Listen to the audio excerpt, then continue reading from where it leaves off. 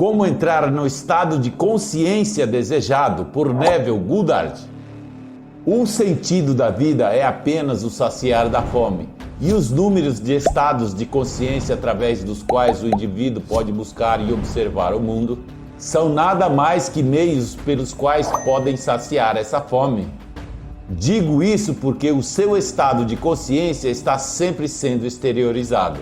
Se você sabe como sair do seu estado atual, se assim o desejar, para o estado que você deseja materializar, então você já possui o segredo. É isso que eu vim dizer a você no dia de hoje, porque tudo que está em seu mundo foi colocado aí por seus estados.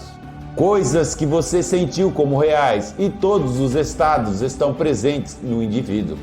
Se fala na Bíblia sobre orações, as pessoas interpretam orar como implorar, e digo que não é bem assim que está na Bíblia. Lá, orar é dar agradecimento e afirmar e não pedir. Também se fala na Bíblia sobre arrependimento.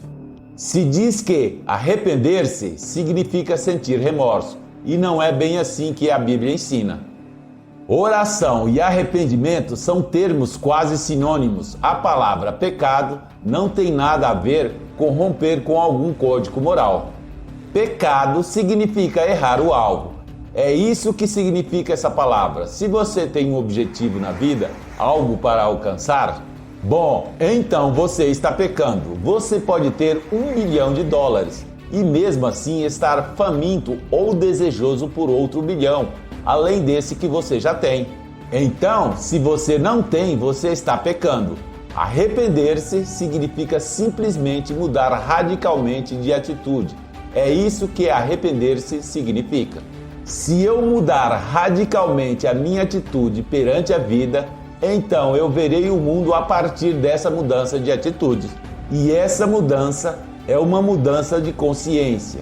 E essa mudança se exteriorizará em meu mundo. Assim, o arrependimento é responsabilidade da pessoa e um presente de Deus. Deixe que eu mostre ao que me refiro.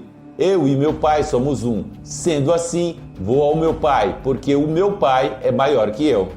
Somos um. Ele é maior que eu. Eu vou ao meu pai. E como é que interpretamos essa declaração tão singular? O que ela significa? Devo viver pela fé. Fé em quê? Fé naquele que me enviou, que sou eu mesmo, porque eu e o meu pai somos um só. Porque eu fui enviado a esse mundo para experimentar a morte e a pequenez humana. Eu sou o aparente inferior a mim mesmo e aquele que me envia. Portanto, quando eu me arrependo, vou para aquele que me envia. É a primeira coisa que devo fazer. Por isso que digo que o arrependimento é a única responsabilidade da pessoa e um presente de Deus. Então, qual é a minha responsabilidade? Eu quero mudar o meu mundo. Então me pergunto, o que eu veria se o meu mundo mudasse? Como eu veria o mundo se ele fosse exatamente como eu desejo que ele seja? Como eu veria? Bem, assim o veja nos olhos da tua mente. Evoque uma imagem como se isso já fosse verdade. Viva isso como se já fosse verdade nos olhos da tua mente. Eu sei que não posso tornar isso realidade, mas na profundidade do meu ser, eu sei que eu não tenho poder para tornar isso uma realidade. Então eu vou ao meu pai. E como vou ao meu pai? Imagine uma cena que representa a realização do meu desejo. Em seguida vou ao meu interior, meu ser essencial, que sei que é a minha parte mais sagrada. A minha mente racional não sabe como esse objetivo se realizará, mas se confio no meu ser essencial, esse objetivo será realizado. Pois como se diz nas Escrituras, sem fé é impossível agradar a Ele, e Ele recompensa aqueles que o buscam. Devo crer que Ele existe e que Ele recompensa aquele que o buscam, mas sem fé é impossível agradar a Deus. O que é a fé? Em Hebreus encontramos que a fé é a certeza do que se espera, a convicção do que não se pode ver. Pela fé, os mundos foram criados com o auxílio da palavra de Deus. Então, o que se vê é feito de coisa que não se pode ver. Tudo está contido dentro da minha imaginação. Então, imagine uma cena como se fosse real. Após isso, em meu interior, sinto gratidão por isso. Agora se apresenta a oração mais maravilhosa de todas, encontradas em João capítulo 11. Ele está parado diante das portas da morte e levantando os seus olhos diz: Obrigado, Pai, porque tenhas me escutado. Eu sei que tu sempre me escutas. Bom, eu não posso negar que no mais íntimo do meu ser, eu sei o que estou fazendo. Então eu posso dizer realmente, Pai, obrigado, porque sempre me escutas. Mas isso é confirmado em alguma parte das Escrituras? Sim, e de novo no livro de João. Quando ele diz, se acreditamos que ele nos escuta, independente de que pedimos a ele, concluímos que já temos o que pedimos a ele. Se posso simplesmente assumir ser a pessoa que quero ser, é porque definitivamente na profundidade do meu ser eu já vi essa personificação. Então eu posso crer que isso é tudo que eu tenho que fazer? Bom, tenho que confessar que você não pode materializar a partir desse seu nível de ser.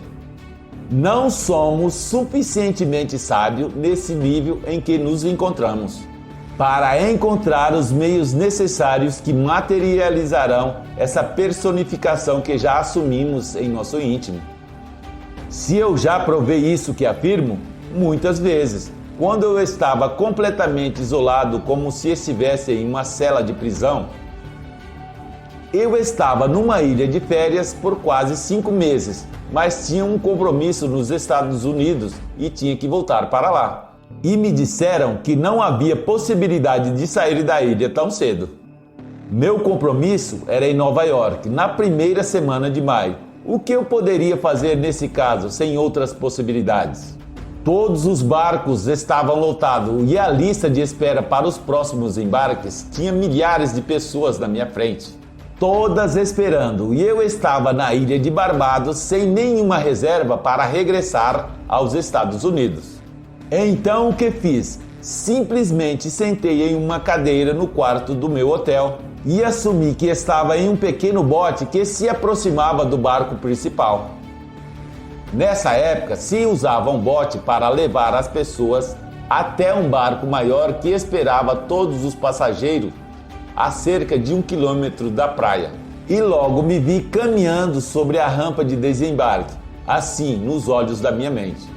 Se a minha mente saía dessa cena, o que eu fazia? Voltava atrás. Eu caminhava outra vez sobre a rampa. E eu dominava a minha mente como se domina um cavalo selvagem. A mente é como um animal rebelde. Então, eu a dominava para que ela me obedecesse e caminhei passo a passo. E quando cheguei lá em cima, virei e coloquei as minhas mãos imaginárias no convés do barco. Eu podia sentir o cheiro do sal no ar. Olhava para a ilha de Barbados com nostalgia. Feliz porque estava partindo para a América, mas triste porque estava deixando para trás a minha família. E logo em seguida desse estado de humor, adormeci por alguns minutos. Tirei um cochilo.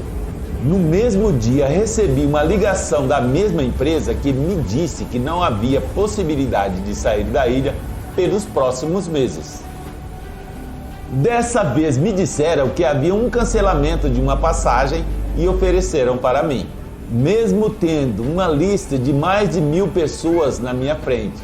Não é da minha conta saber por que ou como aconteceu esse cancelamento. Minha oração foi atendida. Fiz o que fui chamado para fazer, porque arrependimento é uma mudança radical de atitude. Ela me disse, você não pode sair. E eu disse, já saí, estou num barco, um barco que vai rumo a Nova York.